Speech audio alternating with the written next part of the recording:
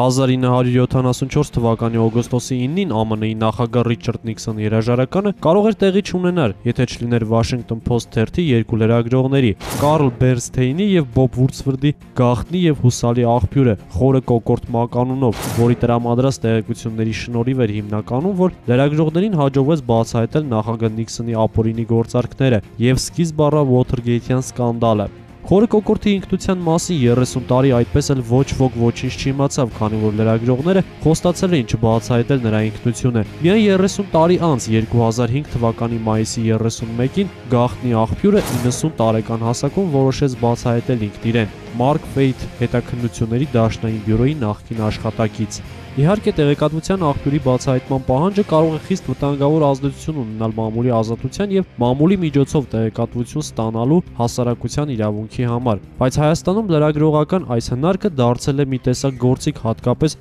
երջանիկ եւ ազատ Հայաստան կառուցելու գործին միտված մամուլի ձեռքում։ Իբրև թե իրենք ունեն գաղտնի աղբյուր, որը ամեն օր թարմ, սենսացիոն տեղեկատվություն է մատուցում իրենց ու իրենք էլ հրապարակում են թերթերում։ Ժամանակակից ժուրնալիստիկան աշխարհում չի ընդունում հավաստի աղբյուրներ, մոտ կանգնած աղբյուրներ, մեր տեղեկատվություններով եւ նման այլ հղումներով հոդվածները։ Մանավանդ կյանքը ապացուցում է, որ դրանք պարզապես սուտ են։ Դրանք համարվում են բուլվարային, ոչ ճշգրիտ հոդվածներ։ Այն, որ հայկական մամուլը կատարյալ չէ եւ մաքրվելու ու պրոֆեսիոնալ դառնալու համար դեռ երկար ճանապարհ պիտի անցնի, ոչ մեկի համար գաղտնիք չէ։ Գաղտնիք չէ նաեւ հայկական ԶԼՄ-ներում պատվերի ինստիտուտի առկայությունը։ Ժուրնալիստիկան դարձել է այս կամ այն քաղաքական ուժի ծանր հրետանին, որով ռմբակոծվում են հակառակ թևում գտնվող գործիչները։ Վերադառնանք կրկին հավաստի աղբյուրներ ասվածին, այն որ լրատվամիջոցները նման հրապարակումներ են անում, այս պարագայում նորմալ երևույթ է, բայց որ քաղաքական գործիչներն են օգտվում հավաստի աղբյուրներից, մեղմ ասած տարակուսելի է։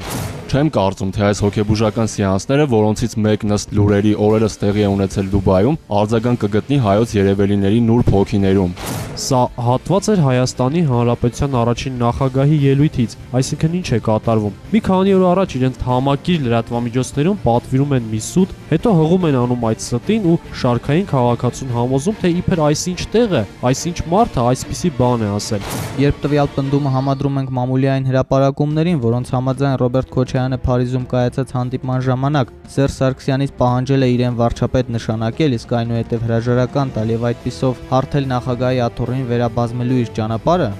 մի տեսակ շատ պրիմիտիվ հնարք է։ Պարզ է, որ ընդդիմությունը ավելի քիչ հնարավորություններ ունի լրատվամիջոցներից օգտվելու, բայց դա կարող է արդարացնել սուտը։ Այդ դեպքում ինչով են տարբերվում ընդդիմության գործիչները մնացածից։ Բլոգը վարեց Զոհրաբ Հարոյան։